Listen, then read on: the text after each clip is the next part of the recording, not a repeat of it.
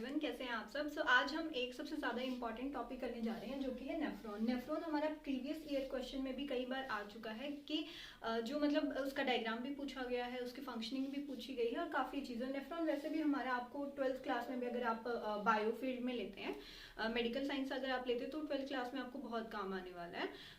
देखते हैं कि नेफ्रॉन में क्या क्या। आज मैं आपको सारा जो है इसका फंक्शनिंग एक्सप्लेन करूंगी, इसका डायग्राम एक्सप्लेन करूंगी और बाकी चीज़ें नेफ्रॉन क्या है। सबसे पहले हम देखते हैं कि नेफ्रॉन क्या चीज़ है। नेफ्रॉन हमारी किडनी की स्ट्रक्चरल और फंक्शनल यूनिट है, मतलब कि स्ट्रक्चर भी सेम है और फंक्शन भी यही करती है। मिलियंस ऑफ नेफ्रॉन्स मिलके हमारी किडनी बनाती हैं और फिर क्या करते हैं, ये जो किडनी का हमारे अंदर ब्लड है और जो भी यूरिन है उसको फिल्टर करने का, रीअब्जॉर्ब करने का, वो सारा काम किसका होता है? हमारा नेफ्रॉन्स का होता है। Let's start. अब नेफ्रॉन है, नेफ्रॉन वर्ड क्या है? नेफ्रॉन वर्ड हमारा एक ग्रीक वर्ड से लिया गया है। ग्रीक वर्ड में नेफ्रॉन का क्या मतलब होता है? किडनी होता है। इसलिए इसका नाम रखा गया नेफ्रॉन। अब नेफ्रॉन की लेंथ होती है 30 to 35 mm। एक सिंगल नेफ्रॉन की लेंथ है ये। 30 to 35 mm इसकी लेंथ हो गई। अब स्ट्रक्चर देखते हैं, ये नेफ्रॉन का स्ट्रक्चर होता है।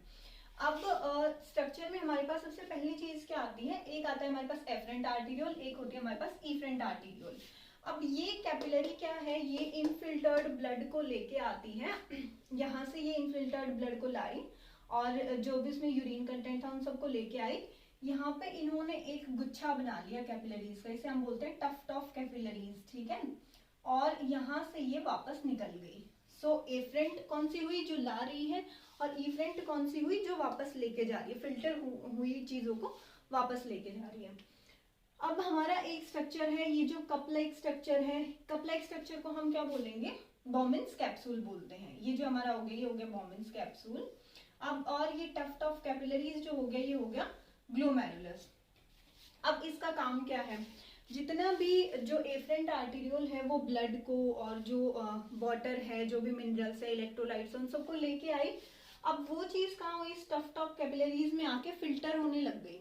यहाँ से फिल्टर होके चीजें नीचे आएंगी और फिल्टर होके चीजें नीचे आ गई।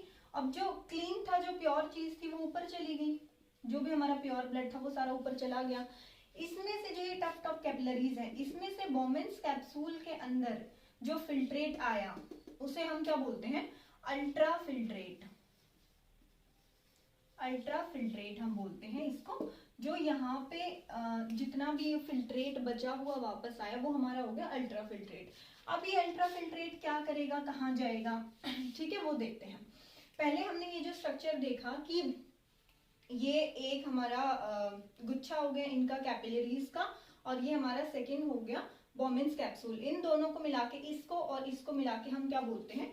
Malpighian corpuscle. किडनी के दो पार्ट होते हैं, हमारा जो नेफ्रॉन होता है उसके दो पार्ट होते हैं। एक होता है हमारा कॉर्पस्कल, सेकेंड होता है हमारा ट्यूब्यूल्स। माल्फिजियन कॉर्पस्कल और माल्फिजियन ट्यूब्यूल दो पार्ट होते हैं। कॉर्पस्कल में हमारा कौन सा पार्ट आ गया? कॉर्पस्कल में हमारा आ गया ये वाला पार्ट, जितना भी जो हमारा ग्लोमेरुलस हो गया और जो बॉमिन्स कैप्सूल हो गया, इन दोनों को मिला के हमारा क्या बना? Malpighian corpuscle. और जो बाकी का नीचे का बचा हुआ हिस्सा रह गया, वो क्या रह गया? हमारा माल्फिजियन ट्यूब्यूल्स। अब हमें कॉर्पस्कल का काम समझ में आ गया कि जो ग्लोमेरुलस के गुच्छे में जितना फिल्ट्रेट था वो हमारा नीचे आने लग गया, उसको हमने क्या बोला? अल्ट्रा फिल्ट्रेट बोला। अब ये जब नीचे आया तो ये जो ट्यूब लाइक स्ट्रक्चर्स इतना टेढ़ा मेढ़ा बना हुआ है, इसे हम क्या बोलते हैं? इसे हम माल्फिजियन ट्यूब्यूल्स बोलते हैं। अब ये ट्यूब तीन है इसमें मतलब ट्यूब तो एक ही है, ये इसके तीन अपने अलग अलग पार्ट हैं। देखते हैं, जो ये फर्स्ट पार्ट है यहाँ से लेके यहाँ तक, नीचे तक, जहाँ पे ये नैरो होनी स्टार्ट हो रही है यहाँ तक, ये पार्ट हमारा कौन सा है? ये हमारा है proximal convoluted tubule. Proximal convoluted tubule को हम क्या बोलते हैं? पीसीटी भी बोलते हैं। अब पीसीटी में क्या काम होता है? पीसीटी का मेन काम होता है जितना भी वाटर यहाँ से एक्सेस निकला है उनको रीअब्सॉर्ब करना, जितने हमारे उसके बाद क्या करेगी? ये HCO3 नेगेटिव होता है, उसको भी रीअब्सॉर्ब करती है। उसके बाद अब ये क्या करते हैं? जो भी ये फिल्ट्रेट है उसके अंदर मिनरल्स हो गए, पोटेशियम हो गया, अमोनिया हो गया, हाइड्रोजन हो गया, उन सबको ये ऐड कर देते हैं इसमें, ताकि जो फिल्ट्रेट है वो बहुत ज़्यादा कॉन्सेंट्रेटेड ना रहे। अब ये फिल्ट्रेट यहाँ से क्या हुआ? पीसीटी में जितना रीअब्सॉर्ब होना था हो गया। उसके बाद कहाँ आया? ये नीचे लूप ऑफ हेनले में ये जितना हमारा पार्ट बना हुआ है ये है हमारा लूप ऑफ हेनले। सबसे पहले लूप ऑफ हेनले का कौन सा पार्ट आया, ये हमारा है डिसेंडिंग पार्ट, ठीक है, ये हो गया हमारा डिसेंडिंग पार्ट, यहाँ पे डिसेंडिंग पार्ट हो गया। और ये जो ऊपर जा रहा है लूप ऑफ हेनले का ये पार्ट हमारा कौन सा हो गया, असेंडिंग पार्ट हो गया, ठीक है। तो लूप ऑफ हेनले के दो पार्ट हो गए। अब ये नीचे आते आते नैरो क्यों हो रहा है, जहाँ हमने देखा कि जो पीसीटी थी ऊपर वो तो काफी मतलब थिक पोर्शन था, और जो ट्यूब्यूल है लूप ऑफ हेनले की ट्यूब्यूल है वो नीचे आके जो है थिन क्यों हो गई है। सो इसकी थिकनेस कम इसलिए हुई क्योंकि ये यहाँ पे होता है वाटर के लिए परमिएबल। परमिएबल मतलब वाटर यहाँ इसमें से बाहर भी जा सकता है और अंदर भी आ सकता है। अब यहाँ इसमें से वाटर के लिए परमिएबल हो गया, इलेक्ट्रोलाइट्स के लिए इम्परमिएबल हो गया।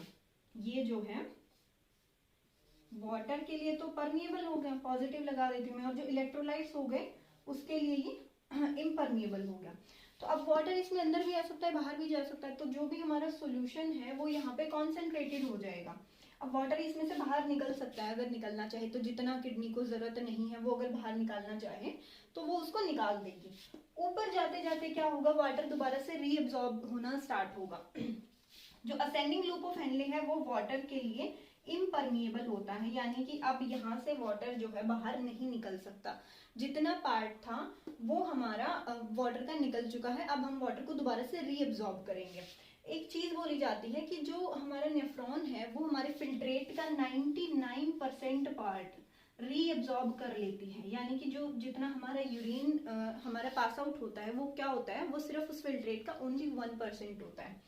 तो अब क्या हुआ, इसने क्या करा, इसने भी इसमें HCO3 को दोबारा से HCO3 जो थे उसको भी एब्जॉर्ब कर लिया, सॉरी इस पे नेगेटिव आता है HCO3 नेगेटिव, और इसमें क्या ऐड किए, इसमें ऐड करे हैं हाइड्रोजन ऐड किया है, इसमें अमोनिया ऐड किया है और पोटेशियम ऐड किया है। अब ये कहाँ गया, ये गया यहाँ से डीसीटी में। ये जो हमारी ट्यूब्यूल है ये है डीसीटी। डीसीटी का क्या काम होता है, डीसीटी इसको लेके जाता है कलेक्टिंग ट्यूब्यूल्स तक।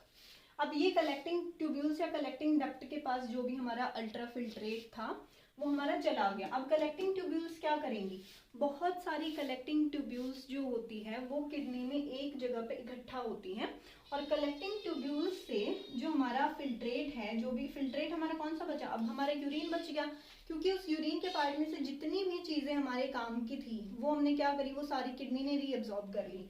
उसके बाद क्या होगा, अब इस कलेक्टिंग ट्यूब्यूल के थ्रू जो है वो बाहर निकल जाता है। तो ये था हमारा नेफ्रॉन का part. Thank you so much for watching.